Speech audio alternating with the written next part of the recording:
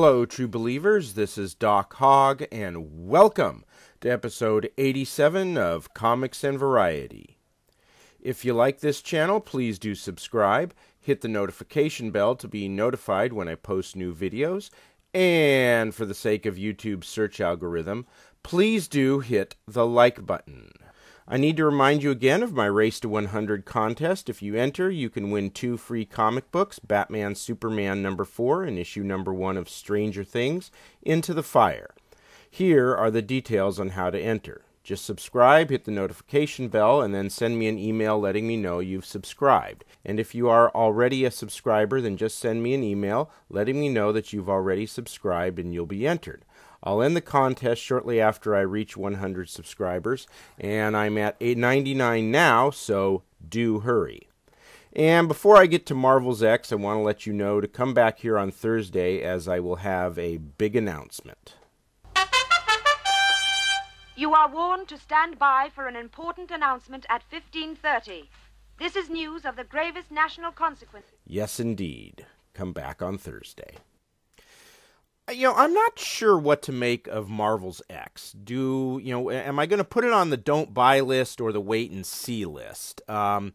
It's this odd mix of really rubbish, but at the same time, it has some potential. Look at the cover. I mean, the main character is wearing a Green Goblin mask, and he kind of looks ridiculous. But the background, the creatures in the semi-pink, semi-purple, that actually looks quite good. At any rate, the plot is that a young kid has lost his family, and as the world around him descends into chaos, he goes in search of superheroes. In this comic, much of the human race has been infected with a virus called the scabs because it causes people to break out in scabs. And the disease eventually causes you to have superpowers. The world slips into chaos, and the main character, David, is left to fend for his sister and grandmother, both of whom have the scabs, after his parents are killed. But then the sister mutates into something with superpowers and, goes away. The grandmother dies, and David, who is obsessed with superheroes, goes on a quest to find them. Now, I'm not sure how old David is supposed to be here. He looks like he's 12, maybe pushing 13, but emotionally he seems much younger, which makes me wonder how he survived, and it's something I don't like about the comic. The art here is something else that I don't like. For one, it's too square. Look at the ends of his fingers here. It also lacks detail. I prefer the faces, for example, to be a lot sharper, to have some more expression. Another thing I don't like is that there is very little action in this comic. It's more focusing on David's superhero obsession, which comes off a bit creepy given his age. I mean, the book opens with him playing with these cutouts of superheroes in front of his family. If this was my kid, I'd be a bit worried if at that age he's so open about playing with something that is for much younger kids.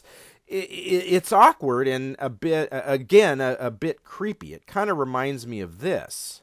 So, Princess Vespa, at last I have you in my clutches to have my way with you the way I want to. No, please leave me alone. No, you are mine. Now you are going to die. Psst. Oh! Hey, what'd you do to my friend? The same thing I'm going to do to you, big boy. Oh! If I was his parents, I'd be, if I was his dad, I would be on him about, picking up a new hobby. So let me just finish this part by saying that I understand that doing this sets up David's character and explains his desire to find superheroes. But you could have established that by having him read a comic book, That would be more age appropriate. The reader wouldn't think, that's kind of weird. You could still establish the story without potentially creeping out the reader. But, and there is a but, here's why I want to see issue 2, the cliffhanger.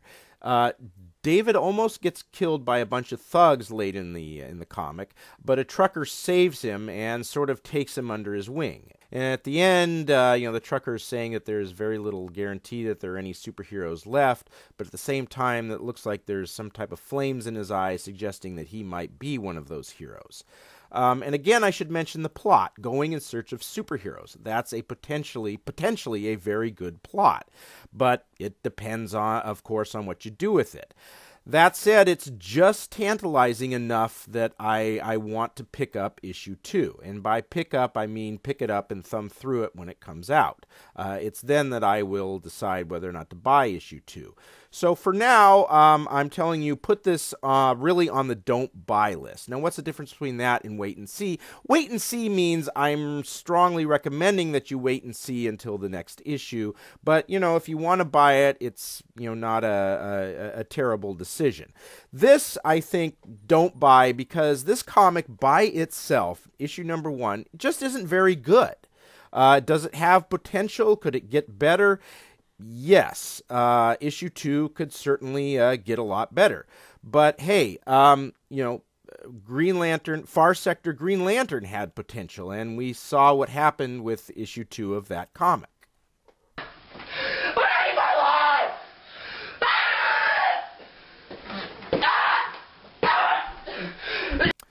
Okay, that's all for now. Until next time, have a very nice day. Oh, your helmet is so big. Lord Helmet, what? You need it on the bridge, sir. Knock on my door! Knock next time! Yes, sir. Did you see anything? No, sir. I didn't see you playing with your dolls again. Good!